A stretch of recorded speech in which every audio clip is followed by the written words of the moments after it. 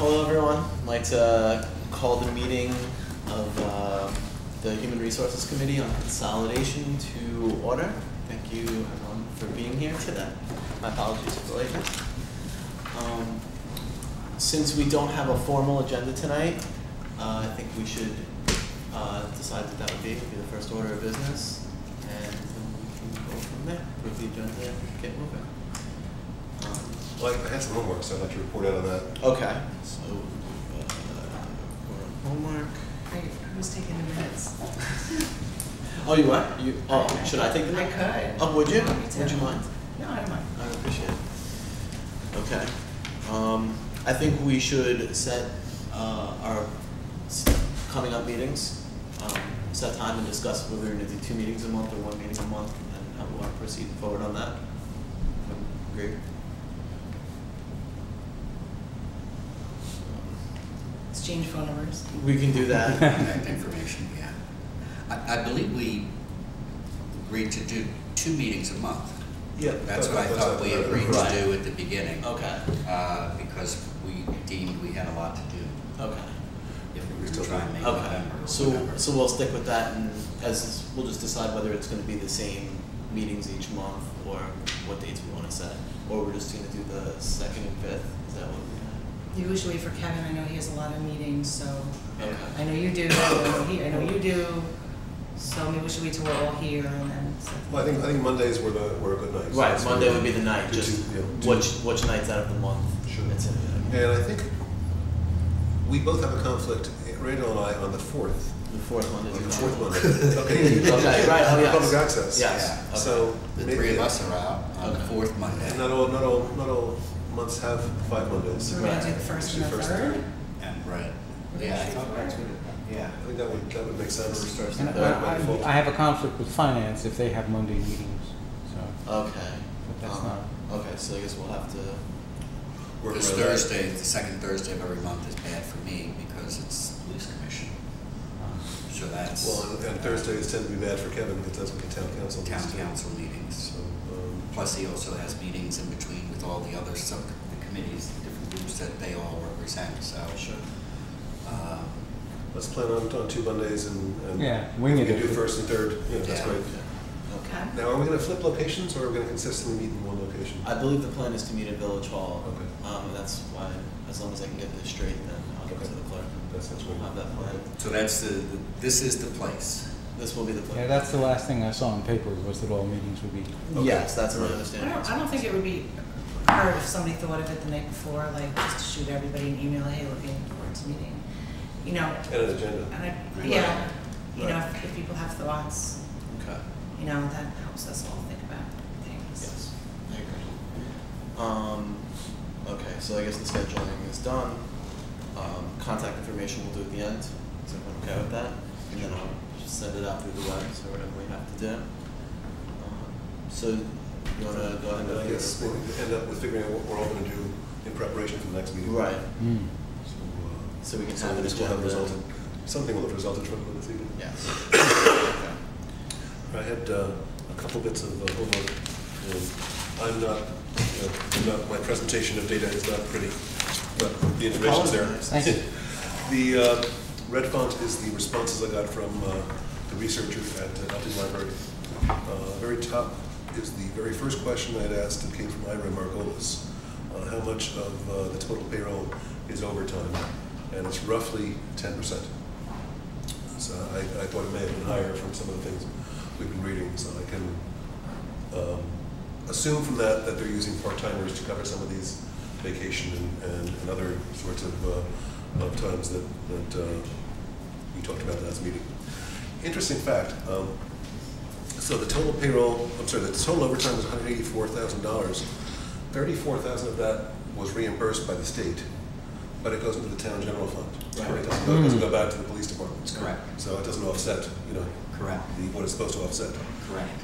So you could argue whether overtime is 150 grand or 184 grand, but in terms of that unit, what they put out, it's 184. Now, whether it goes to the general fund, do we know if the town has been giving money back to the police department after it goes to the general fund, No. or is that? Ira's belief was it went to the teen scene and to other programs in town. Okay. It goes to the general fund. And it's one of the things we've talked about and trying to make sure that it gets, you know, allocated to the police Right. department so that it offsets. Right. Because if the overtime comes in at $34,000 and we're getting $30,000 of it back, because most of that money is for the STEP program. Right. The overtime is $4,000. So you know what I mean? So And otherwise, it makes it look much more expensive than it really is. exactly, exactly. So you know, apparently that is some accounting thing that they can't Right. do. You have to It send has to general. go to general fund, and it can't be allocated to the police department. But could the town council legally, is that a permissible transfer to?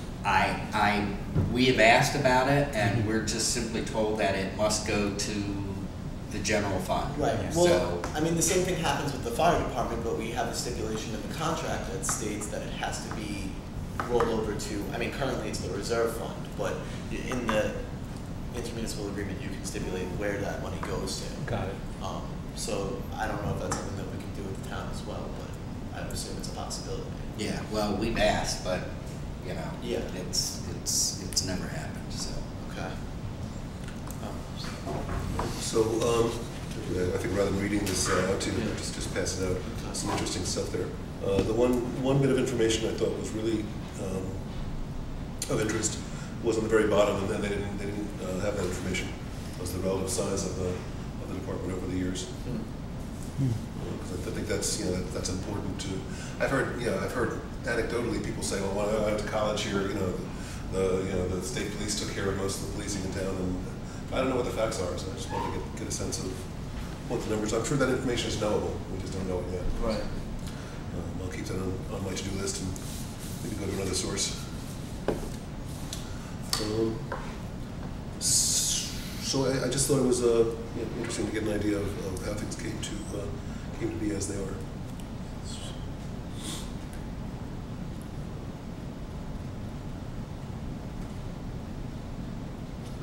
Watchmen and night guards. You know, something that really sticks out to me, Don, on this list is that there were volunteer groups in the time of the Huguenots. And that was something that I wanted to talk about a little bit. I really would like to see a lot more volunteerism. And there are a lot of paid people who really maybe should be volunteers, and I'm not saying that that person is willing to volunteer. They're willing to be a paid person doing what they're doing. I've served on several boards in the past, not in New Paltz, but the boards that I've served on were not paid boards. They were boards that were made up of volunteers, of people who lived in the community that had a little extra time, that felt they had something to add to the conversation. Sure. Preaching to the choir. So you know, when we say, oh, you know, we didn't need to pay overtime because we had part-time police officers for an event. We talked last time a little bit about how it would be better if we had volunteers for these types of events, and that's one place we could definitely cut money out. I also am a fan, and I don't mean to ruffle any feathers, but I don't really think that a village board should be paid. That's my personal opinion. I do want to encourage young people to participate in government, and I think it's really important. I know people need money, but perhaps the village or the town or the combined government could offer some types of college credits, graduate school credits, something big that isn't necessarily financial. I think that there are many community members that would be willing to serve on these boards for free. And I think it's one place that we could really cut out some money really fast. I do believe that supervisors need to get paid because that's a full-time job, a supervisor, if our next government would have a supervisor. But you know, there's a couple $100,000 right there in savings. From the trustees? From trustees and other volunteer things. I mean, I look at all the different people that we hire and all the different people that work for the village and all the different people that work for the town, and I think that if we could get the message out about volunteerism and perhaps package it in a way that was more appealing to our citizens, we could get a lot of our work done in our parks. And you know, I know like Craig does a big thing with the theme suite and different events like that that are really fun and get people out there. And to me, that's why I moved to New Paltz, because when we first got here, a whole bunch of really cool people had just built a playground. Yeah.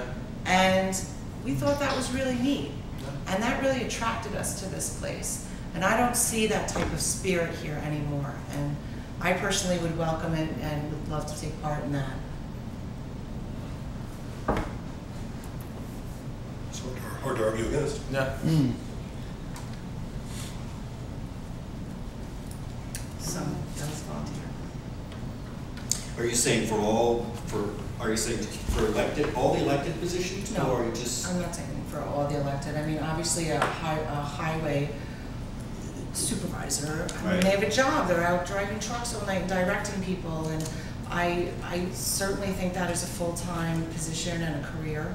And I welcome that. And that's not necessarily elective office after the merger. Right. Correct. At the town it is, but usually if there's a town village, that's Right. an appointed, more like a DPW head than a Right, than an or a elected building office. inspector, or, Yeah. Right. you know, I think that community members should be working with our elected officials and our workers.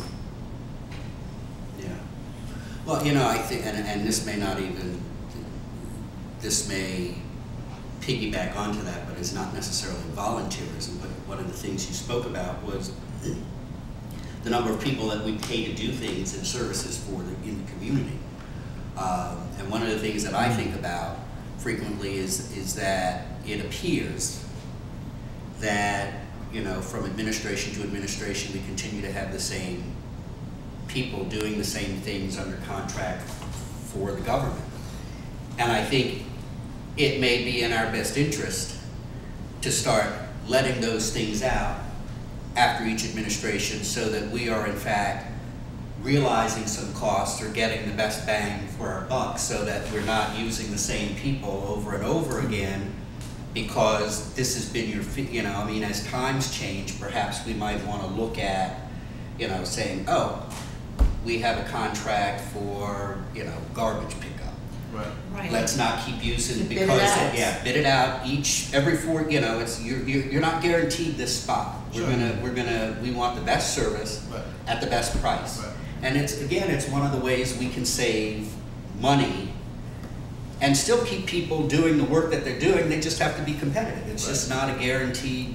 They have to here it is. work hard. Yeah. And they have to do a good So, job. Yeah. Well, I mean, honest to God, if we're going to try and do that with employees, we should also expect it and demand it Absolutely. of outside contractors as well. And it's, you know, it's not picking on any certain one, but it's just the way good business operates. I mean, you don't. Keeping an eye on your Right. bills. That's how you manage your costs, by looking at You it. create a mindset that way, as well as savings a few bucks. Exactly. Some bucks.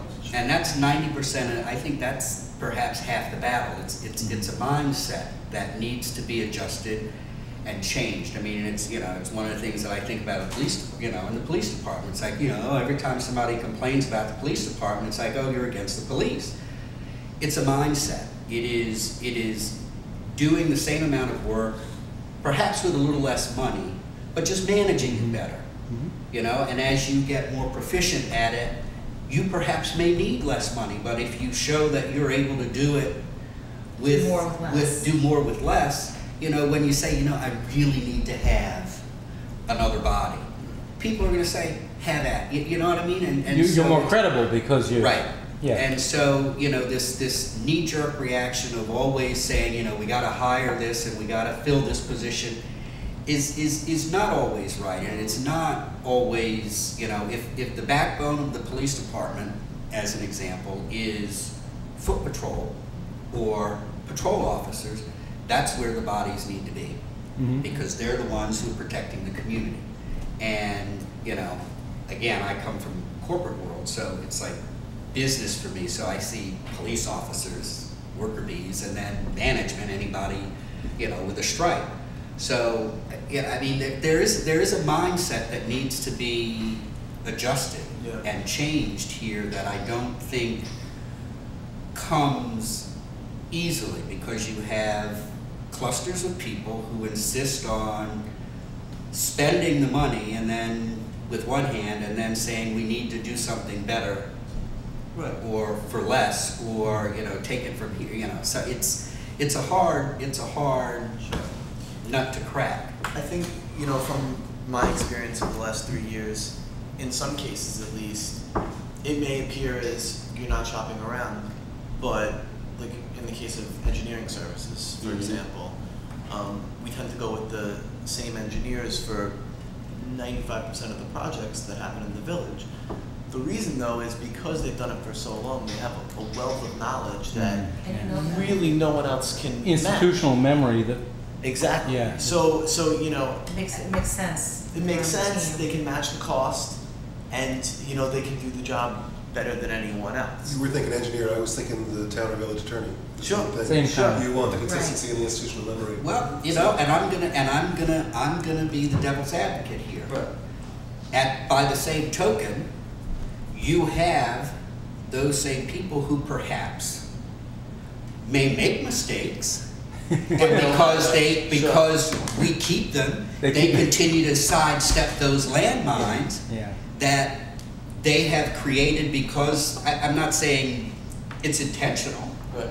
but it's human nature. It is the nature of the beast, and yeah, while there is benefit to institutional knowledge and institutional memory, that also creates a blindness to things that may need to be corrected that are continually overlooked because those who know the most see less.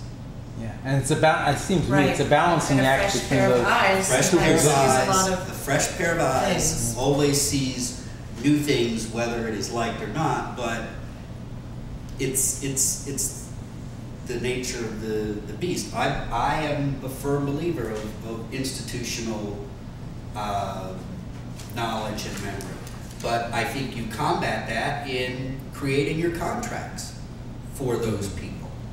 Should you not be the successful bidder, you will, for a short period of time, at a fee, be required to provide consulting to the new winner until they are, do you know what I mean? I mean, there are ways to bridge that, because let me tell you, if you bid on somebody and anybody's worth their salt and they know what they're doing, they're going to be asking the right questions. They're not going to be guessing. Mm-hmm. You're going to be able to take them someplace and show them a hole, and they're going to be able to tell you what's wrong with that hole. So I think that's part of the process of doing an RFP. Right. You create a document that will enable you to ask the questions that need to be asked, to present problems that we know might exist, and ask how you intend to handle this situation. Sure. Knowing that, we have this deficit over here. What needs to be done? I mean, those are the things that you get people to speak to when you bid it out. And you've got 2 or 3 people, and somebody who's sitting around the table analyzing these things is going to have some of the answers, and it would be in your interest to make sure that, like a Bob Leghorn, for example, is part of that team who is looking at. Sure. Yeah, and that's management. What makes our police department excellent now isn't necessarily what's needed in the next 5 or 10 years. Correct. Some of it is, Correct. but there's got to be some Long-term vision. some long-term vision Long-term besides vision. just repeating what you do well. And what is here and what is now. Mm-hmm. Correct. So do we want to either recommend or possibly recommend or put on a list to consider recommending that the town and village take a look at putting their contracts up for bid, wherever possible as a cost savings, as a human resource move that might have an impact. I don't know if I'm totally sold on that because I'm not saying all of it. And I'm not saying all of it either. I'm not saying that you contract the police department work and you contract. I know that Chris perhaps may use some people to do some of the road work under contract. You know, I mean, it's bid out, I believe. I'm not totally sure, but I mean, that's an instance of where it is. But you know, what I'm saying is that you can't.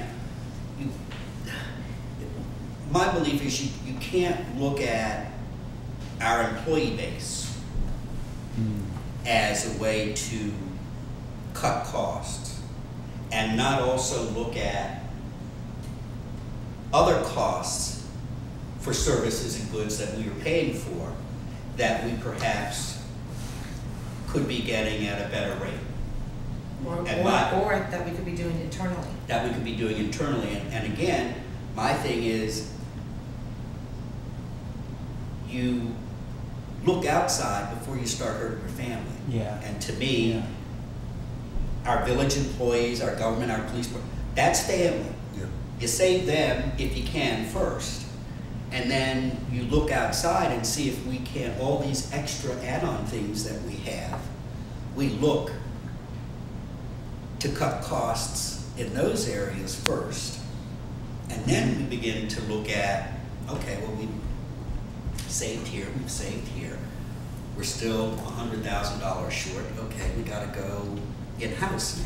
Or you may save enough Right, that you don't have to That look you at don't any have to. personnel reductions, right, right. or at least none immediately, or you do it by attrition rather than by cutting. By cutting, exactly, exactly. And that goes with benefits too. But you know, it's a process of looking at the total picture and not just individual components that exist, which is coupled with your volunteers, which is why I said it's not the exact same thing, but it goes hand in hand, because you can't look to have the volunteers but then not look at ways in which we also perhaps spend and or waste money when we don't need to, because there's potential savings externally that we could probably shave off as well. And some of that will come off if you do a merger because you're cutting the number of boards. So the number of engineering advice, the amount of engineering advice you need may be less. The amount of lawyering you may need may be less because you got one ZBA instead of two, you got one planning board instead of two, et cetera, et cetera, et Cut cetera. it in half.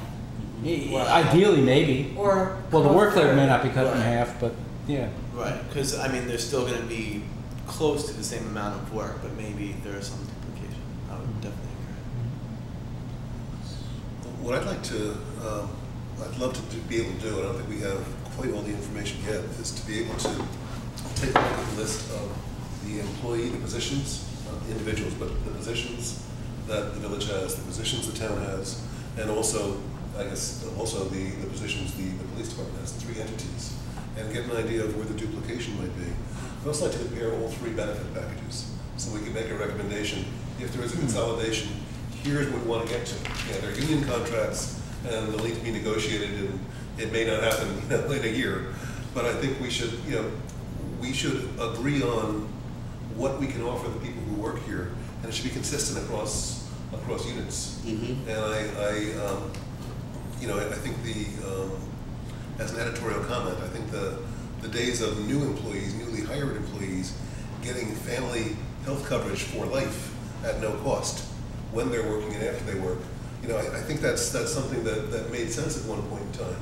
But I don't think it can make sense for newly hired people. I don't think you can mess with what people have Right. who are here, Of course and you not. shouldn't. Of course And not. people make decisions and buy houses and stuff and have families based on the commitments. But I think we should come up with, here's what we think our employees should get that's in keeping with the times, and make a recommendation at the end of this process to the boards.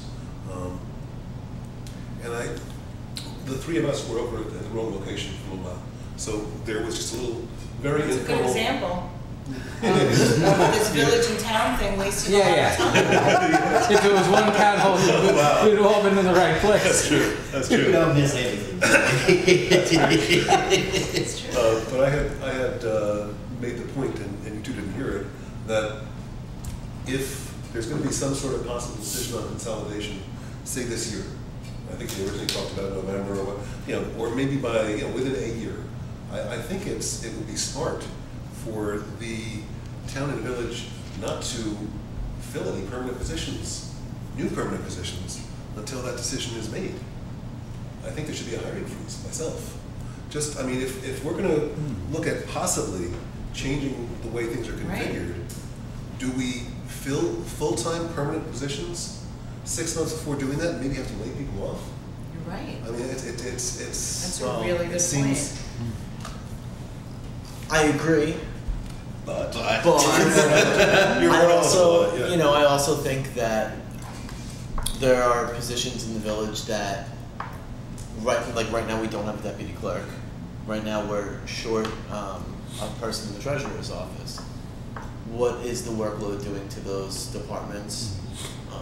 And are those positions, is the clerk able to fulfill everything that she needs to do within her job description without having this deputy? Now, we could make it a part-time position, or we could, you know, something to that respect, but I also wouldn't want to inhibit things from, And not give that, the the things support. that need to get done, Yeah. yeah, right, so And apart from that, you could lose key employees for, where there's no vacancy now, but next week somebody could take another job or move or Sure, retire unexpectedly. right, people, I mean, people do get burnt out in these positions from time to time. Well, So you let gotta me- have some flex, Yeah. freeze makes sense, but you gotta have some Well, flexibility. but let me, but again, let me ask this question, going back to contracting those services.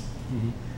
What is wrong with, you know, I mean, we're talking about stuff that potentially will happen after November if the referendum goes through and the like. But as a solution to answer your question, what's wrong with hiring somebody under contract to do the deputy clerk's work, to For a assist the clerk? temporary position. Temporary Yeah. position, Sure. so that they're not an employee of Right. the town, we need a deputy clerk, and we have a consultant position available for someone who's available to do it, and we pay you X number of dollars, and you deal with your own health insurance and your benefits and da-da-da-da-da. This is what we have to pay, you want it, here's the So job. hire Till them as an November. outside person, as an Hire them outside as an Until consultant. November, and with the potential of Right. If we do a good carrying job, on. the position becomes Which- available, And the treasurer, you'd of course be I considered. would- right, and I'm assuming there's gotta be some accountant around here who would be willing to help with the treasurer's work, or, you know what I mean? Sure, Someone- yeah, of course. And it doesn't guarantee a permanent position, Position, right. but it doesn't preclude it either. And it's if you say that people like and it's what- incentive maintains to work flexibility hard as for well, boards. Right. Correct. because, you know, it encourages you to work hard. And Correct. perhaps we should look in the more local community, if we're going to go out with these jobs and Oh, try and sure. hire our neighbors Right. instead of somebody who lives in Connecticut. Oh, I But mean- I like people in Connecticut, Right. but I'm more interested in my neighbors being able to pay their bills. Sure. I mean, to speak for the village, I mean, that is, you know, generally what we do is go local first, and then, you know. But I mean, that's an option. Right, yeah. That The consultant. doesn't, yeah, I mean, because it doesn't force you to incur costs that are going to be, you know, civil service bound, or, I mean, I don't know. Unemployment. Yeah, I mean, I don't To make a I mean, lifetime commitment. Right, I mean, it's beyond just filling the job right now. I mean, you know, you fill a position, and that comes along with civil service and union perhaps, and then, you know, the benefits that extend beyond perhaps the life of one's employment. And for example, I know in Maverick Police Department, I think 20 years? Right. Is it 20 years? 20 years? Yeah. Retirement? 20, yeah, so I mean, you know, you could start working as a police officer at 20, and 40 years. 40 you're done and you go someplace else, but you still, Yeah. But I'm of the belief in that particular job that, you know, Yeah. that's hard, that's 20 hard yeah. years. I'm not disputing that. What I'm saying though is, I'm thinking long-term liability when you don't necessarily have to incur it if the goal is to look for ways to save money. Right. Yeah. Well, I was actually going, I was going to say there's another angle, which is if merger happens and you come down to one board instead of two, this consultant route gives that new board maximum freedom to carry out whatever we and the other subcommittees suggest to them, Because they're not locked into permanent employees. Correct. Sure. Except perhaps in the police department, Right. where there's a different Right. situation. Well, I It don't, gives us more flexibility. Yeah. yeah. Yeah, I was actually going to ask, because we're discussing comparison between the benefit packages between the organizations, two things. One would be police versus Department of Public Works, let's say. I mean, there are two very different jobs. I mean, granted, they're both tough jobs, and and they both deserve a reward. But police. Absolutely. It could be argued that you're putting your life on the Absolutely. line. Right. Those that deserve a different benefit package from someone who is a general laborer or, even more advanced in those positions. So, I mean, I think that's something to think about as well when we do compare these things. And if they're both fair, it doesn't really matter if they're not identical. Exactly. Right. That's kind of what I was thinking as well. Well, And we may come across that result as we compare the packages. We may say, well, you know what, they are different jobs. Or we might say, hey, we can give a competitive something to everyone. Well, and no matter what we might recommend or what there might be as this should be the model, in the real world, every group is starting from a reality of their current contract. Sure. Right. So that would certainly color Right. what happens in Right. the future where they started Right. from. The other point I wanted to, or something I wanted to bring up was elected officials benefit packages. And I'm not sure if this is still the case, but I know for Ulster County legislators, after doing a certain amount of years, they have state pension. And I'm not sure if it's still the case with the supervisor, but it was my understanding at some point that it was set so if you served a certain amount of years as supervisor, you had lifetime health insurance. And some years ago, there was a flap about that because people felt that the number of years that you needed to serve was too low. Too low. To be fair. Right. I don't know that I And agree. and the other flap was a departing supervisor was trying to modify that so that they would qualify. Oh, okay. So I don't know if that's still the case, but I think along the lines of salary versus benefits, although I think benefits are important for an elected official, I could see heading more toward giving more in the way of salary rather than something that the municipality is going to have to pay long after that person has served their term in office. And granted, we want to reward people for giving to their community, especially professionals who have a lot of experience. I mean, the argument with the state assembly and senate is, well, do we want to pay more and get someone who is going to work the job full time, or do you want to pay less and have someone who is an attorney part time and working those positions part time? And then is there conflict of interest? Are they working in a firm because of, oh, well, we have a state senator in our firm? Like those kinds of things that kind of cross over. So I think it's something to consider. I think part of that consideration is, do we want to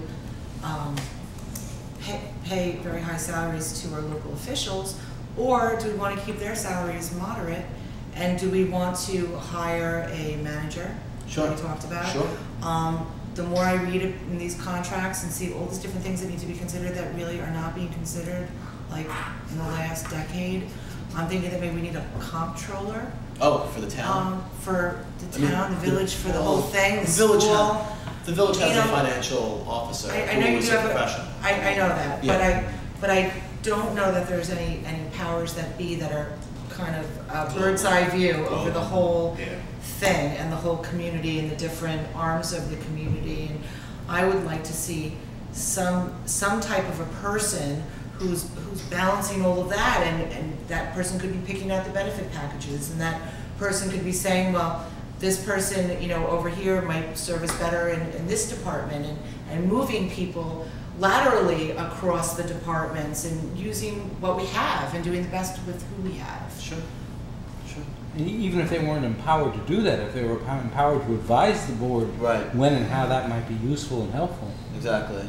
I'm a firm believer in having professional management services for, both.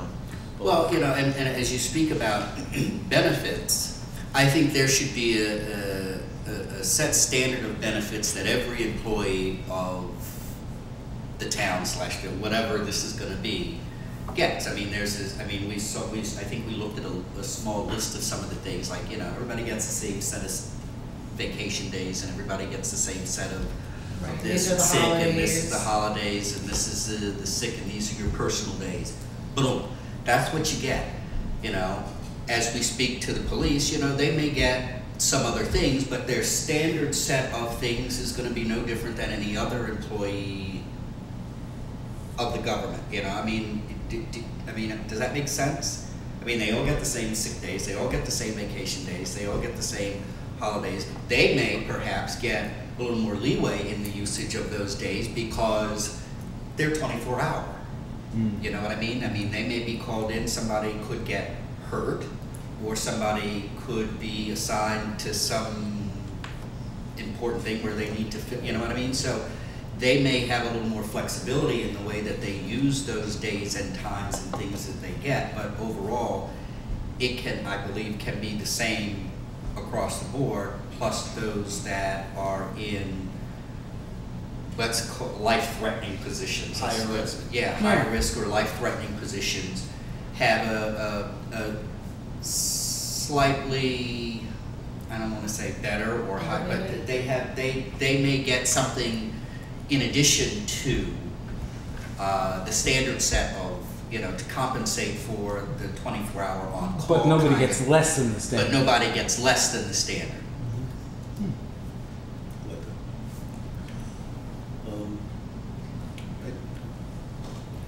In a perfect world, new employees after whatever comes out of this process will have a different contract with some different provisions. And hopefully, I mean, I think we need to put an end to anyone getting healthcare free, fully paid municipal healthcare for life. That might have made sense in the 1970s. One exception. I have one exception. Okay. And that exception is if a police officer or an officer within the police department is killed in the line. Yeah. Oh, yeah, oh, absolutely. Okay. Yeah. Absolutely. That's my only, Absolutely. that's my only But I think thing. we were talking about supervisors getting health care. We were okay. talking about, you know, council members possibly. And you know, I think for any newly hired municipal employee of any type to come into a job in 2013 with the promise of health care fully paid, even while they're on the job, Right. we can't do that anymore. The times have changed. That has to change. I know that from the school board, the school district budget. Healthcare costs are where, you know, and it's happening here. So that's the thing. Sure. And so if we do hire contract people, and they're made permanent, hopefully they're made permanent with these new provisions. Because we can't bring anybody else on with these old contracts. No. I mean, it's healthcare for life. Yeah. Totally on the municipality. And it's you know. We can't afford it. We We just can't. We can't You afford can't- it. you can't even project it. We need to Right. start It paying grows for at things such a that rate that you don't we even need. know what are you Right. obligating yourself to do. Exactly. Exactly. It's like a So- snowball going down a hill. So for us to, you know, it's a deal with the devil, for us to enter into new contracts with new employees in that, under these contracts, we can't do it. Right. You know? So that, I'm just feeling a bit of a broken record, but I'm just, you know, feel really, that's So, like. so one of the are you biggest saying things. that if somebody like they worked here all their life and they grew old and they retired, that you don't think they should get health care after that? You think they should just get a pension? I'm talking, well, firstly, anybody who works here now, or has already worked here, has to get what they were promised. Right. And you can't, so, but I'm talking about employees hired in 2013. I don't know of anybody who doesn't contribute anything to their health care when they're working here. To get that beyond, you know, maybe they're, I don't know, I'm not from the business. I just know it can't be what it is. Yeah, I think, yeah, right now, it's like, you start working for the town or the village, I presume you don't contribute anything to your health care. Your private business, if you provide health insurance for your employees, I doubt you pay the whole, you carry the whole freight. If I come to work for you full-time, let's say as your manager or your bookkeeper, and you provide health insurance, you know, the premium might be $500, and you say to me, your benefit for the year for health insurance is $250. I pay $250, and you pay, you know, or you might say you pay $3, and I pay $2. You know, I mean, however you want to do it. And I think that's what you're saying. It's anyone hired after January 1, Right. 2013, your portion of your health benefits will be. And maybe also people contributing when they need the family plan contribute an extra, past their individual, whatever the individual payment is. Correct. We would contribute that. We pay the- But then anything addition, your wife, your children, whatever, that would Your be something dependents that are you're carrying, your will come responsibility, out of your right? paycheck. We'll pay for your health benefits as an employee with your contribution. And if you elect to have other people, that's your responsibility. And you're not saying the municipal contribution would come to zero. You're just saying it shouldn't be 100%. Right, exactly, exactly. Right.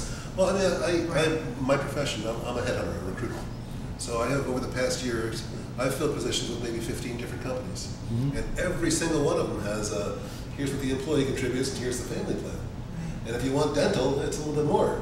And if you want eyeglasses, it's not that I want that to be the reality, but it is the reality, and I can't afford to pay for it for the employees in New Paltz. I won't. Right. I can't. Right. So I think that's one of that's the biggest expansion, and whatever side of the political spectrum you are, everyone knows that healthcare is expensive. You can argue about all the other stuff, but it's expensive. And so I think in terms of advising the boards of human resources, that's probably one of the most important things that we can get through to them. But see, as we talk about this, I think that's where it comes in, where you say management is an important ingredient to all of this, because it's not about just doing that job, It's about managing the resources so that you can do the job. And if you can't do both, you're only really doing half the job. Right, you have the bike, but you're not riding it. Right, exactly, so, or you know how to coast, but you can't pedal. So, so I mean, that too, I mean, it goes back a lot to what you're saying about the importance of having people who have the management skills to manage the departments that are being run for the community.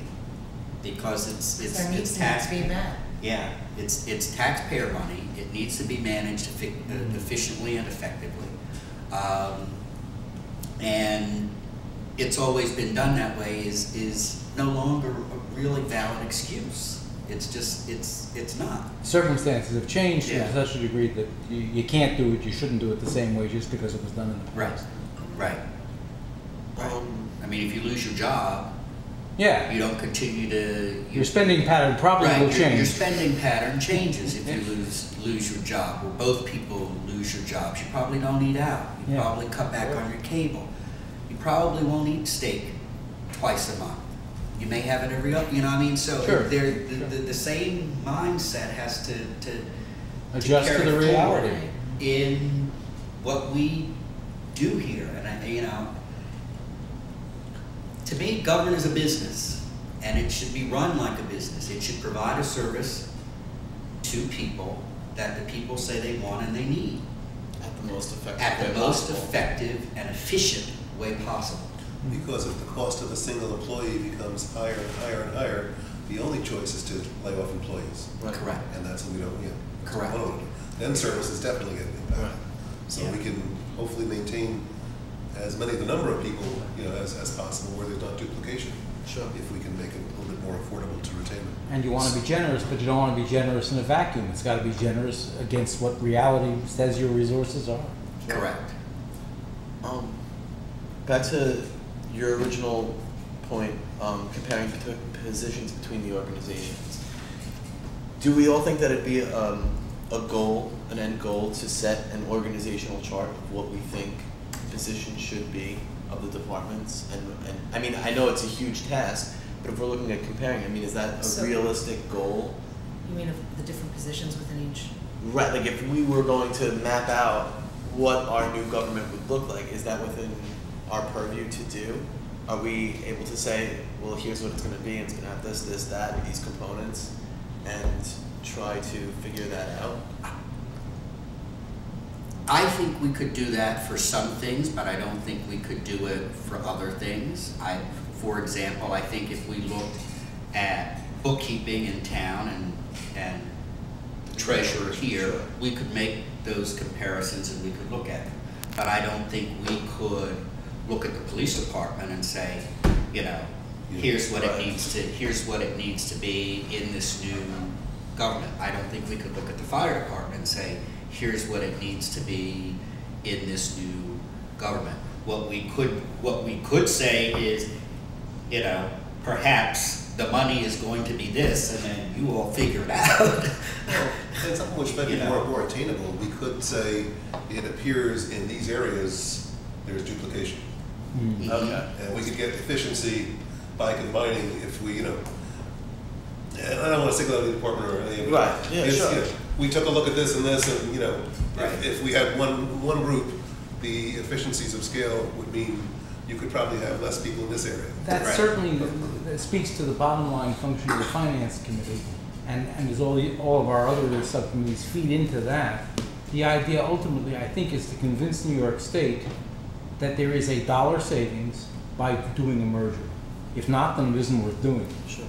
So yes, what you're saying makes a lot of sense. If you can suggest, here's the duplication. Just by merging the two governments, you probably could save X dollars or X percent of what you're spending. That's a very helpful thing to finance, and I think to the whole effort. Sure. Hanging in the balance is about $1 million of state funding to pay for the transition from where we are to where we, if we decide we want to be, where we want to be. Sure. But What the about- question, I'm sorry, when you said the hanging in the balance is $1 million to help with the Transition. transition of the government, what happens if that transition were to cost more than $1 million? And how long is that state stipend Yeah. available? I mean, those are valid questions, and some of us think that there may actually be enough savings that you could do the transition with less state money even. I'm not that they would seek less, Right. but there might be a bare bones way that you could do a transition without the state. So the state money is helpful on top of what you might otherwise save. So there are two components. They're what you can wring out of the joint budget and what the state will give you to accomplish the task. Well, see, I'm a strong believer of being extremely cautious when Yes. we talk about state money, and the reason for I that don't is disagree for a minute. the reason I take issue with it is that government is great at providing the funds and the seed capital for communities to do certain things that then make its citizens dependent on those things that we create because the government thinks that it's nice for us to have. And then we create those things, and then that money, that seed money, dries up. And then we've created a dependency on a community for something that if left to our own devices, we would A, not want, and B, Couldn't afford. couldn't afford. And so We'll we, pay a new police officer for 2 years. right, And then- and then boom, you know, so I mean, while I hear there's this money for it, I'm a skeptic when it comes to creating short-term giveaways Sure. that will be long-term liabilities and no money to pay for them. And the sounder management decision might be to try to figure a way that you save enough money to pay for itself going forward, even if you never saw the Correct. state So that you can move funds. organically through. Yes, this. exactly. But you have to be diligent about making sure that you look to create those savings without that $1 million in the back of your mind, because Yeah, it may or let's may face not, it, some people. or it may be a one-shot thing, Right, and if right. you're planning for it for 9 years, you're in trouble. Right. Yeah, of Human course. nature is, we can go out on a limb because we got $1 million over here, and then poof, it's. That's reassuring. When the consultants originally reported out on the study, and unless I heard wrong, and I listened to it a lot, they projected that no one would lose their job and the taxes wouldn't change. And my reaction was, what? Why? What's the Why point? even How is bother? that possible? So Sure. I think if these committees can kind of be more energetic and creative than the consultants and say, yes, we can reduce headcount and we can reduce taxes, then there's something to it. Or if you know. can reduce taxes without reducing headcount, that's even better. Yeah, yeah. But I think already, just from watching the various boards meet, I saw our highway superintendent, I saw him at the last town board meeting, and talking about how he's going to be merging different departments and sharing equipment, and a lot of things that we had touched on, and I see it already starting to happen through these community discussions, and it's just making everybody think about it. It's like the day you come home and you realize you don't have as much money in your bank account as you thought you had. And all of a sudden, you gotta bring your lunch to work, and you gotta put a little less gas in your car, and you can't go to the movies on Friday night, but you're still okay. Right. You know, and you just have to think a little bit before you do everything, and you could probably still do most of what you do. Right. You just need to think about it and to cut the corners where it doesn't, you don't even feel it. Sure. Using white paper instead of pink. Sure. You know, all these little things. Well, a lot of it is, you know, I think we need to get out of the process where we go about making decisions from an emotional place, and we make them from up here, because I think a lot of things, a lot of arguments for keeping and maintaining what we have are generally made based on emotion. It's not based on numbers, Nonsense. common sense, good, sound financial calculations. It is we need and we've had and it's always been. Those are not arguments that sell. Well, and not every expenditure of money really represents a service to the constituency. Correct. So that you may not have to cut you may be able to cut money without cutting services if you do it Correct. intelligently and carefully. Correct. But you have to be willing to do it. But you got to face the fear of instead of being afraid of giving something up, see how much you can get done without giving much up. Correct. Along Amy's idea of effective management or more effective management, and back to the comparing positions again, what about the idea of new positions? Like, for example, the village is desperately lacking a human resources department. Someone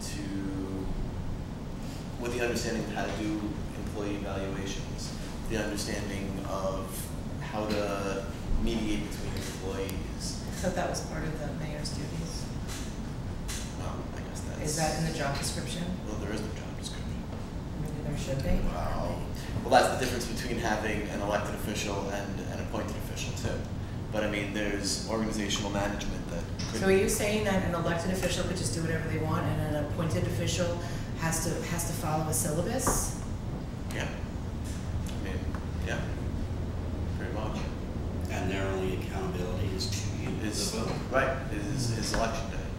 So, I mean, that is definitely the case. So there's no job description? I mean, other than what's outlined in New York State law and village law. But when the position became a full-time position, I thought that it had a It's syllabus. not a hired position. It's not anything like, it's, you know, the board of trustees, outside of myself and trustee Glenn, felt Right. that the job required more hours Right. than what was being paid for. But none of the hours are accounted for. Nobody clocks in. There's no clock. Everybody does whatever they want. I'm not criticizing anybody. I'm just saying that everybody does whatever they want. So how do we hold anybody accountable for anything? Yet we pay the salaries, and we're not necessarily getting our needs met or the services that we require. That is a good point. So back to my point is there situations where we might identify things that are lacking and make recommendations along the lines of human resources that could solve this? I mean, you know, we talk about maybe letting people go, but maybe what we need is better managerial structure or better organizational structure that could more efficiently use the resources we have. I mean, Yeah, could you retrain people you're currently paying to plug in the gaps Could that the are village identified? clerk actually be a human resource manager? maybe not the clerk. But there could be someone within our organization. Somebody who works right. with the building. Who could be trained to do Who that. could be trained to do that, or That yes. goes very well with your idea of business manager. I don't think that's the phrase you used, but that would We be. talked about getting like a village/town manager. If we had a consolidation, we'd have less voted on officials, And we could possibly, if we save all this money, have enough money to hire more of a corporate manager who wouldn't be elected, but would be Put them on a 5-year term, Correct. 5-year contract, non-renewable, Like a business. something with like a that. list of responsibilities and of management responsibilities. Hired I don't know by- whether any of the town villages, and there are only 5 of them at the moment, have village managers. But a lot of the plain, ordinary villages have paid managers that supplement the board. That a mayor is more of just a Figurehead, no figurehead legislative. and somebody to say hello and Well, somebody Yeah, who's going to be another in the vote on the office to say legislature. hello. they'll still write the laws and make decisions as. But if not they're the day-to-day trustees. business. But not the chief operating officer in the Correct. same way. Yeah, I mean, Right. you know, I think the way that generally works is, you know, the mayor and the council come in and they have a legislative agenda. And they come to the city manager and the city manager says, here are the things that have been put in place over an extended period of time.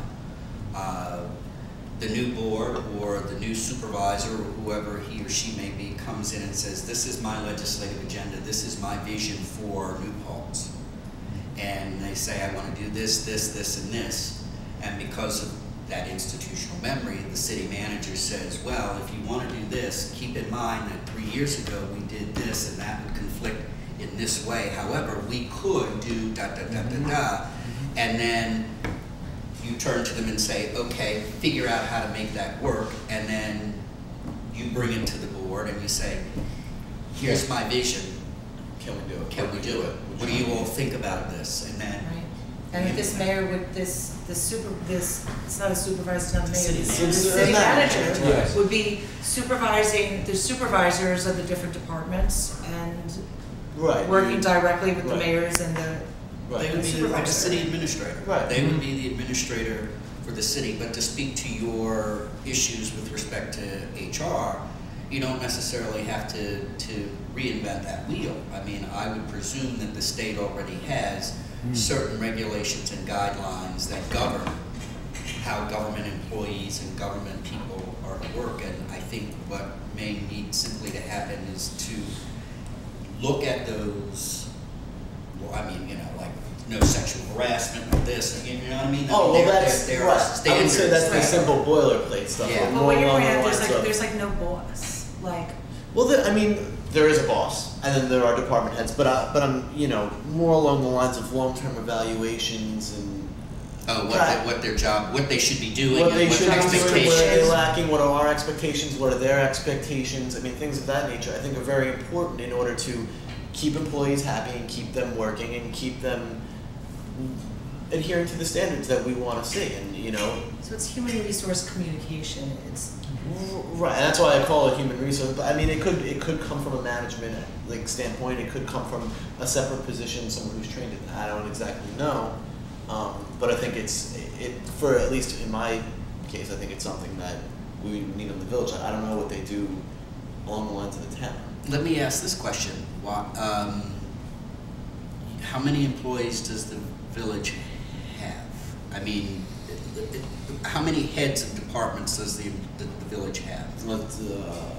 Planning, DPW, clerk's office, and treasurer's. Okay, so we're looking We're looking at four so to speak. department heads. Okay, so all right, so then And I let me think let me ask this the question. full head count's about 19 full-time plus a couple of part-time. I think. Yes. Okay, so and you're saying that those people are the ones perhaps that would benefit from having an HR person to make sure that they're doing what it is that they're doing. Sure, and also to act as an intermediary where there are situations between, because if that department head is the be all end all, then there's no one to go to.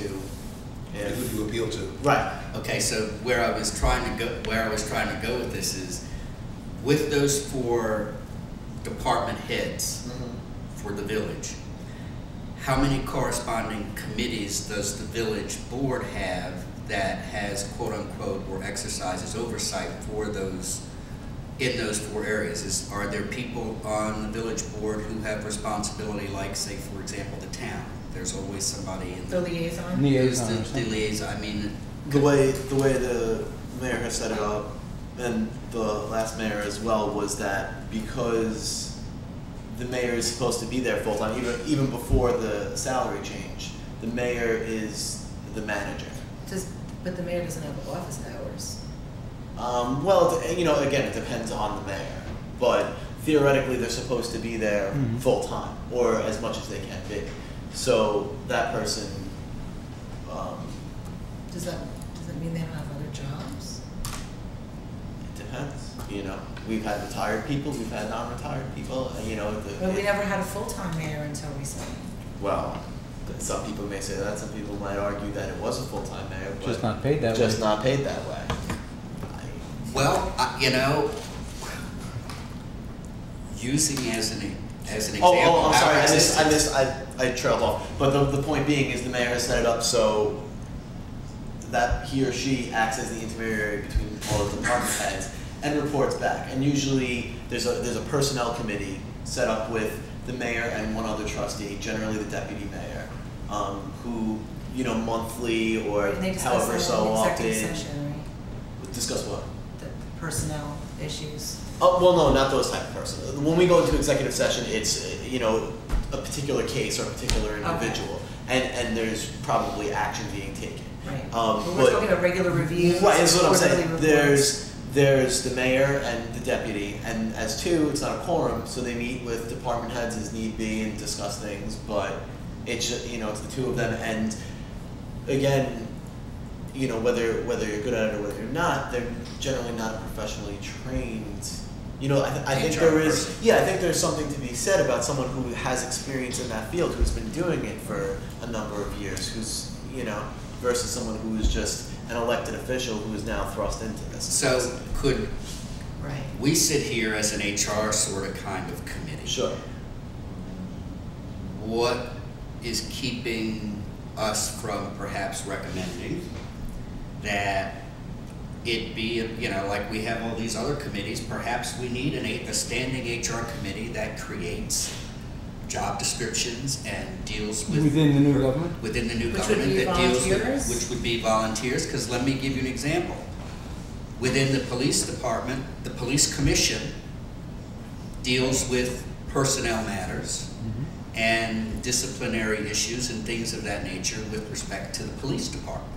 That's what the Board of Education does for the schools. So, Right. the Board of Well, Education this is does what that. the Board of So, Trustees does as well, but a lot, the same note as a city manager. You know, are you going to hire someone who has, you know, a degree in philosophy to be your city manager, or are you going to hire someone who has a degree in public administration to be your city We need a manager? professional. And what's the experience difference? I mean, you know, as a board of volunteers or as a board of elected officials, you may get one or two, and we can, you know, you can do research and you can try to do it. But again, like the professional training, I think, Or is if we could get a professional person and then they could work with a volunteer consulting committee. firm, or right, or it could be. Or they could have a board right. that they bounce their thing off of. well, Don's a headhunter, so that's a start. My wife hasn't had an evaluation at work for 5 years. I gotta tell you, it ticks her off beyond belief. Right. Yep.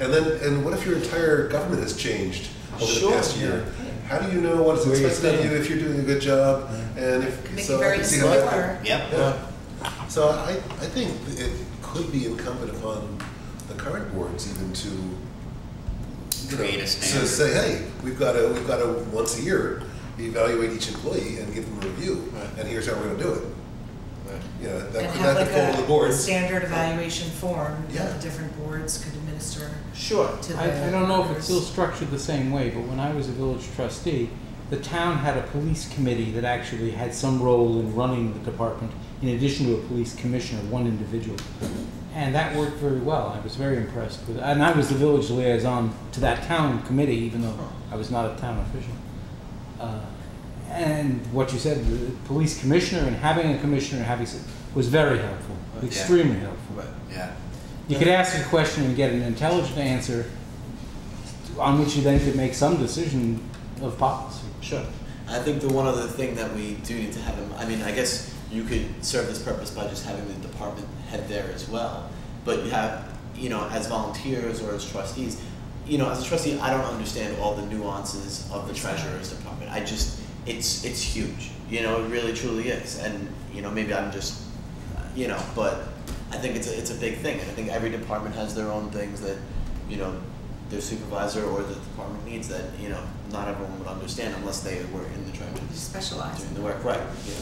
Well, that's one of the things you advertise, Right. right, but that's one of the things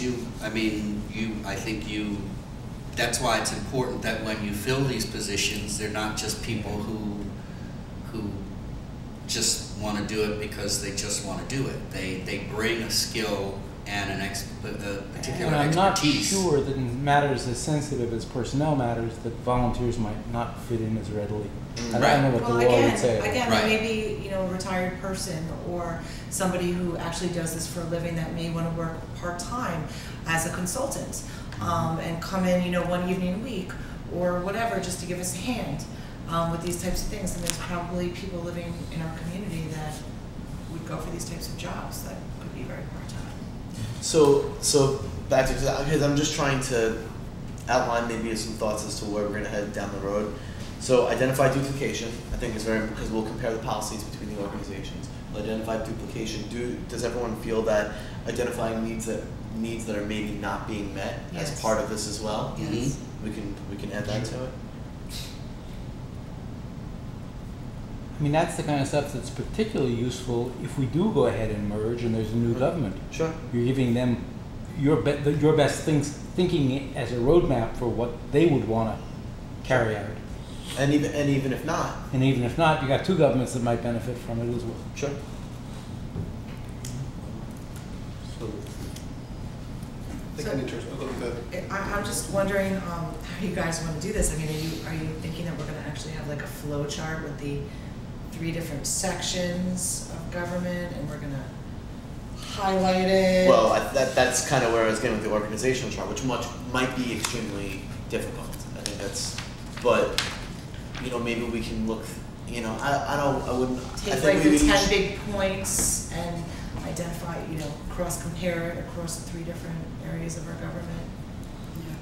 Well, the thing is I don't think we can create a chart by ourselves without participating with a finance committee or the people who are counting the money or printing the money or doing whatever it is. Do you know what I mean? Because at some point, those two things are going to have to dovetail with each other. And if they're looking at things and eliminating things entirely or coming up with a budget based on things that they think exist, we may have the answer to what needs to go in that. Yeah, that's kind of Chart. a timing question, because Correct. if this committee's work is far enough along, obviously how a model budget is put together will be based in part upon which of your suggestions and other suggestions the finance committee thinks make sense and then wants to fund. So yeah, that's. I mean, our deadline I think is December 31st. I don't know. Is this committee also limited to? You're earlier? November. Yeah, that's my understanding. Right, because we have to give it to you guys. Yeah, I guess that's the Yeah. reason. The theory is that. Well, I think that we could spend a meeting comparing benefits. Okay. We could spend a full meeting Right. comparing employee lists, and break it down that way. With that. And I think once we spent a full meeting comparing employee lists, we probably have a lot of questions. Yeah. I need to have a second meeting based on, you know, When you say employee list, you mean the different jobs that we yeah, have a list here? of the employees in the village, a list of the employees in the town. Just get an idea of, you know, where the How duplication many? is. And, We can get the civil service job description. Yes, yeah. Yeah. and I think that would be a good way to break it into chunks. Okay.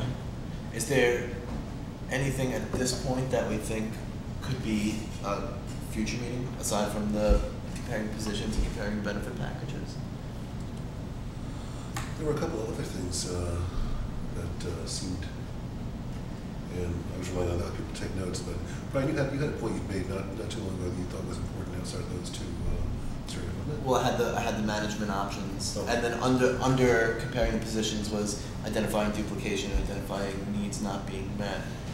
Such as the HR officer. Right. Okay, Yes. Okay. I think we can identify some sectors that we can fill in with some volunteers and Sure. perhaps, you know, alleviate some overtime. Sure.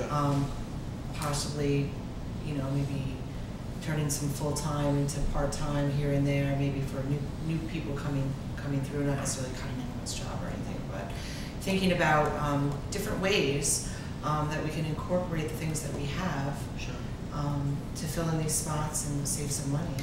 I mean, I look at Modena and their fire police, and what they do is they block traffic, and they, in disasters. Fire police. It's a volunteer organization like the fire department, but they're trained in like blocking off roads, directing traffic and things of that nature. So they act as an auxiliary to the fire department. Like, let's say there's an emergency, they come out and handle the road traffic while the fire officers go in and handle the fire. Or if there's an accident, the police and the fire department have to respond. They're not so tied up with that, and it makes it so less paid guys or volunteer fire department guys have to take care of the road work. But we can also use that in situations of parades or street closures. Any idea what Plattekill budgets for that? They're I probably not paid, but they're probably at a cost or something. I mean, there could be. I'm not exactly guessing, sure, but I mean, I could definitely look into it. Here's a mischievous question. I don't know whether we should ask it. It kind of sounds like fun. Asking the board and the council, is there a job description for supervisor and mayor? Should there be? There are probably legal descriptions in the town and village law. I guess if we're trying to evaluate duplication in services, good to know what leaders are supposed to be doing. I don't know whether that's realistic, and it might generate 2 hours of discussion at a board meeting, and we'll hear something 6 months later. But I think it's. you all can advise me on whether it's mischievous or Valid real. question. I think it's a very valid question. I mean, I do have here management options, and I think that's really important. Again, with needs not being met or duplication. So I think it definitely ties in, and it's important because if you don't have someone directing everyone else or establishing guidelines, Maybe that's, especially in the current government that we have, why we need a manager, because nobody knows what the other person's doing. Well, yeah, and I would say, without making it personal, I don't think any of our past 3 mayors have had professional manager training. They haven't, I think they've been university people and business people, self-employed. So none of the past 3 mayors have had any real professional training in management. right? I will confess that when I was a brand new school board member and facing the first budget, I had to spend a lot of time. I sought out 2 former board members. You got to school me. My wife doesn't checkbook. Maybe, You got to make me smarter. We were talking, I think at our last meeting, about how some police officers take classes at the community college and the university to better educate themselves, and how we want to chip in for that or pay for their classes if they're getting A's and B's. And perhaps we should be having our mayors and possibly our supervisors taking some management classes and learning some new management skills. If they're not an MBA and they have responsibilities here to manage that, perhaps they should be required to take a course. I mean, If we don't have a manager, if we have a manager, then we don't need that. I don't know how it agree, goes. but it doesn't. Do you want to go first? No, you go first. I am in 100% agreement with respect to getting people to improve themselves, but it's almost kind of like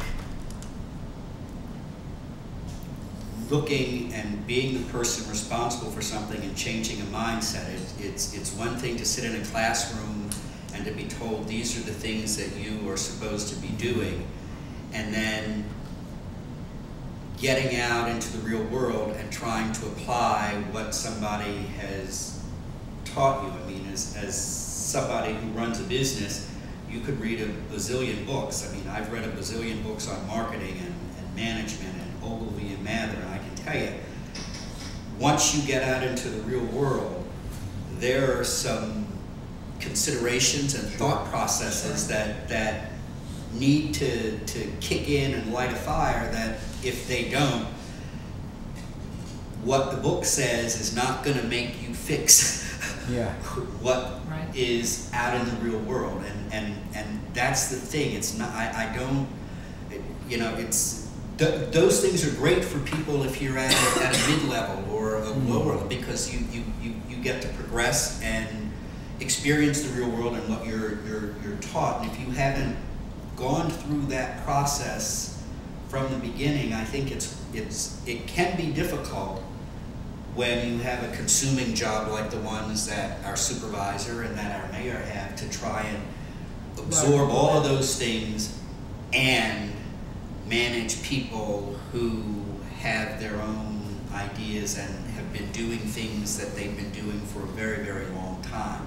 So I agree, we should try and encourage people to learn more and to increase their knowledge by going to school, but I don't necessarily think that's going to be the solution. It's not going to make them into a master manager fast enough. Right.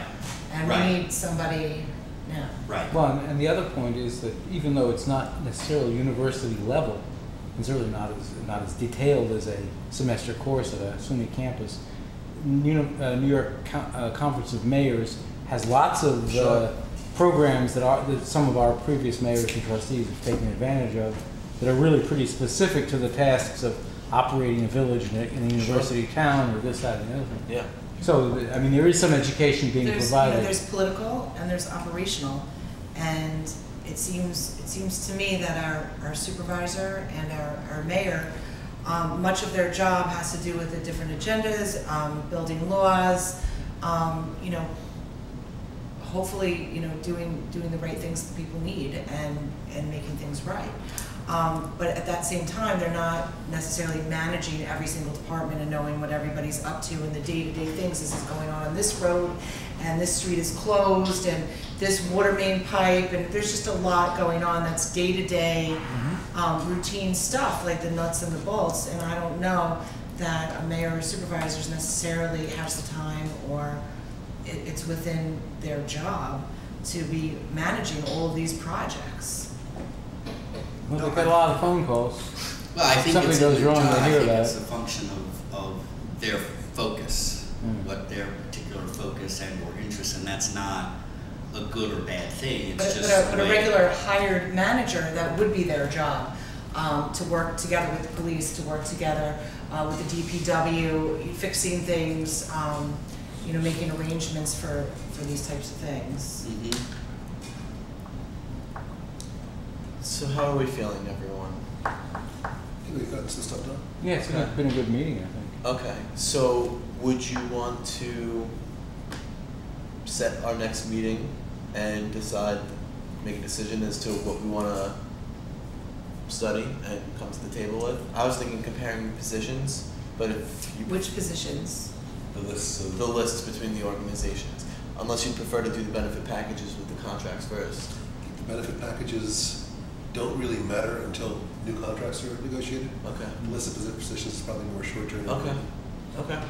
Probably more key to finding overlaps also. Yeah. So we're looking for duplication. Yeah. So we're going to look for duplication and identify needs not being met, is what I have so far. When you say needs not being met, what is that specifically? Like for the example of the human resources. Okay.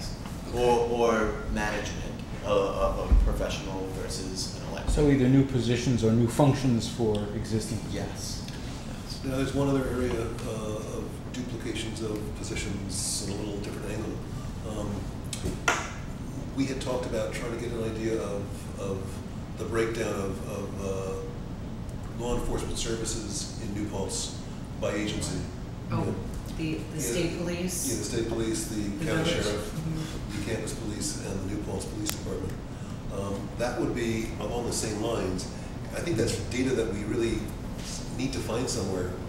I think probably the police commission is probably the best place to, if I ask for it. Like what the jurisdiction is of the SUNY New Paltz Police. Well, no, I think we know what the jurisdiction is, but I think there has to be some way of finding What's out. the specific, but when you say breakdown, what specific breakdown are you looking for? I guess the example last time is that I'd like Percentage to of- understand for the money we're paying, it's a $1.8 million payroll for the New Paltz Police Department.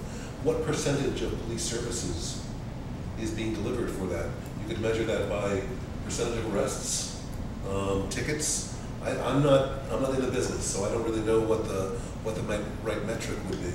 But I'd like to see if there's some way to get some sort of numeric representation of for the amount of outlay. Are we getting 75% of our police services? Are we getting 95% of our police services? Sort of who's doing the policing in New Paltz? Yeah, yeah, and I just and I know how it's supposed to be. I think in the concept and the theory is, and I believe this is the way everybody wants it to be, is that the outside agency would only come in when they're called. But I think in practice, I don't believe it. Just just Right. from what I see, Right. But I'm like just so curious that if we did not, just say, for example, we didn't have a police force, just didn't have one. And we had the campus police and we had the sheriff. Now I know that we do need the police and I know that we have a lot of problems and there are things that we need the police for. But do we need them to the extent that we have them? Do we need, we have the sheriff, we have the campus police, and do we need as large a force? Well, I Well, the think forces, we've got, what, 32 people, 30, is it, or is it Yeah. 28? It's a $6 million budget that we pay the But the police. campus police are not, as of recently, they will not. Yeah, they're do their contract. tape, They are not leaving their campuses for anything. Yeah, This those- is the extreme mercy, like an officer down or the farm robbery, something where there's death and they're not gonna come to like the bar fight or anything. They're not leaving the campus anymore. right, I don't think pull they're over. empowered to do They'll the same pull over thing. only within Yeah. the. 1 hour correct. perimeter or something? They're not, as of recently, their union said we're not leaving anymore. So they're not gonna be giving out tickets or? Well, they can give out tickets along their perimeter. And they'll go into the village to get lunch, but they're not gonna be doing, in years past, they would help us back up in responding, but they're not doing that. So I That's not think what they said when they wanted firearms, if I recall. That's a whole other thing. Okay. I think But as a matter of law, they don't have as broad a jurisdiction, I think, as the municipal police And department. that's why the union is saying we're only gonna stay on the campus unless you get a statewide, well, the statewide authority, which would mean they would be able to argue for more pay comparable to state police. That's what the bottom line. So I think if we pulled the statistics of, let's say, tickets, fights breaking up, arrests, whatever each department has, then maybe we can make a comparison. Now, I don't know if we can put that as if all the arrests and whatever are the crimes 100%, and then break it down into fractions as to who did what. Yeah, for what. yeah. I don't know if that's exactly, but I think that the numbers could, I think the numbers could be kind of revealing. They may give us some insight. By the way, I think It's also gonna be hard to get. I think your 10% overtime number is very impressive. Yeah, I That, thought it that was seems like a very reasonable amount of overtime for a department as large as ours doing the things it's doing. So it could be that data would disprove the anecdotes out there. Yeah. That Yeah. there's more Yeah. policing by the state police than there should be. It could be disproved, but I just would like to get some sort of data and I think it's within our jurisdiction. If we're looking at human resources and efficiencies and what the government should look like, looking at the highest ticket department in the municipalities, I mean, Sure. it makes sense. So Well, yeah, I mean, if that's from- that's going to be your barometer, if writing tickets is your barometer, do Well, you know what I mean? that's why I say I'm not in the business. I don't know what the Yeah. right metric is. So Yeah, I don't know what the right. That sounds like it should be one of very many metrics. Yeah, I don't, right, just I by don't know itself. if that's the right metric, but I can tell you that I looked at a report, we had a report from '94 that said, there's a study that says that, because of what we have in the crime and and I remember going over this with Tony at some point, we need the size of the police department that we have, and then I got a report, and God, I'm trying to remember where I got it from. But over the period of time, it showed that our crime rate had decreased from 2010 I think it was 2009, 2010 or something, but it had gone down. But the interesting thing about the crime here in the report that I had received was that the crime that we have in this community is not generally crimes against it's not murders, it's not a lot of rapes. It's mostly property type thing, you know, it's vandalism. And then the question is, how do you interpret that? Is that because of the quality of the police department? Correct. Or do you spin it and say, well, we don't need as big a police department? I think the study for you're the talking types, right, for the types of crimes that we have. I think the study you're talking about is going to tend to support the feeling in the community of those who think that the police department is excellent. Yeah. I mean, I think it's not going to be a negative; it's going to be a positive. Yeah. No, we have. You know, one of the things that I delight in is riding around in the middle of the night, as opposed to going on ride-alongs. Mm-hmm. And I've had the pleasure of seeing some of our officers in action. Mm-hmm. And, you know, I stumbled upon, for example, one of our officers who, you know, took his time. I mean, it was amazing. He had someone who was inebriated. I mean, really out there. And he had no shirt, no shoes, no nothing. And yeah, but the interesting thing that was very, very impressive to me was, you know, I don't know, maybe if it had been me, I would have just, he said he lived over here, I would have dumped him off and I would have went back on to my patrol. And I watched him for like 10 or 15 minutes interacting with this guy, and I came out to my car and I introduced myself, and you know, he was very polite. He says, you know, nice to meet you, sir. I'm trying to figure out where this gentleman lives. I'm trying to get him home so that, you know, that's what a good cop. I mean, that's the caliber and the level of you were impressed with his sensitivity. Yeah, I mean, that's the kind of police officers that we have out on the street, and that's the kind of police officer that I think we need out on the street, who, you know, I mean, it was just almost second nature, you know. Mm-hmm. They care. Yeah, they do. So, you know, while I might always argue for finding cheaper ways to do the policing in this community, it doesn't mean that I'm looking for ways to get rid of our people who are walking the streets and riding around in the cars, doing the work that is necessary to keep us all safe. What I'm looking for are ways to save money up top, Mm-hmm. so that we can get more of the people out on the street who are doing the work. Good work. Who are doing the good work, because that's where a police department is most effective. When you have the men and the women on the street who are visible, who are numerous, Mm-hmm. and who appear out of thin air. Do they have to walk the beat? I mean, do they have a schedule to walk the beat? I don't know if they have a schedule, but it is something that we've asked for, and I've seen a good deal of you know, more officers on the street from time to time. You know, I would personally like to see more and more permanent type Foot patrols. yeah. You know, in the high traffic areas all the time. Just, you know, again, that's a function of having the body to do it and to dispatch that person where we need them to be. Mm-hmm. But we have a good. So let's leave it to the municipalities. We're not going to get the police force comparison information for next meeting. Okay, sounds delightful. No, why? So we're gonna keep Well, looking I think we can. I think it'd be fair to look for the information. We'll try to pull it, but I think at So the when next we're meeting, like doing the village and the town thing? I think the next meeting we will look at the two municipalities' positions. We'll identify one and the other. We'll try to pull that information as we go along, and then if we come across it, we will be able to, you know, set that as an agenda item down the road.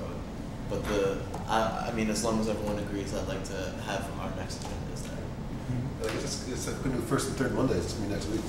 Wait. Is it? Oh my goodness! Wow. And I do have that report that was done a while ago for the department. about the size of our service, so I can What is, share what's that. the date of next Monday? 6th? That sounds right. It is the 6th. That's a problem, because I've got the finance committee meeting that night. Yeah, okay. Matter of fact, getting this room may be a Unless you guys problem want to because just of, go to the third, Of August. the third week, since we're meeting today. That's just the It would be the 6th, and then the 13th would be the next Monday. You want to try for the 13th and the 20th? If we can squeeze in 2 meetings for the month? Or just go to the 20th? It's Monday, August. what is It's it? August. Well, we also have the A week 27th. apart, right? We also have the 27th. Week This, apart. oh wait, the 4th is no good for us. Yeah, because we're on Right, public because of access. public Public access. access. Okay, so it'd be the 13th and the 20th. When are your meetings here Wednesdays, right? Wednesday evenings, yes. that's the village board. That's Village Board Trustees. What about any Thursday but the second Thursday? Oh, that's Third Kevin. Thursday That's is- Kevin, that's Kevin. Right, and, yeah, And the 4th might be the village again? fourth Monday? Yeah, 4th Thursday. Fourth Thursday, well, that's. Wednesday rather, The fourth Wednesday, yeah, we have, is village again. it's 3 Wednesdays out of 4, we did. Wow. Yeah, That's more than when I was on. yeah, I mean, this is, it's a big commitment. That's you where you know. get paid the big bucks. That's why I get paid the big bucks, right? I'm wearing the gold watch. And all right. lifetime benefits. And my lifetime benefits, that's right. I'm really doing very well. No, so we'll set for the 13th, and then we'll say the 20th, hopefully, unless. Okay. I mean, I guess the 20th would be okay because this might take a 2-meeting thing to do. So maybe, and if not, we'll move to the next thing. We could decide on the 13th. Okay, and also, 13th. and also, And I'm that's gonna- at 7 at this location? well, I'm going to send this email along with the agenda that I'm going to create tonight when we leave to the clerk tomorrow morning, and hopefully no one has the rooms, and if not, I'll notice everyone that will meet at either town hall or the community center, depending On on August 13th. August At 7 13th p.m. and then the 20th At 7 p.m. at 7 p.m. And it will be my ultimate responsibility to get this done, I promise. So here, unless the room is in use, and if not, if that's the case. then Yes, we'll- and I'll notify everyone, and I'll get all your Including them. before we leave. Yeah. Including. All right, so I think we're all done for the evening. Should I Do you make a wanna motion close to with a adjourn? With some. I'll make a motion to adjourn then. Second. Okay, all in favor? Let's get out of here. All right. Thank you very much, everyone.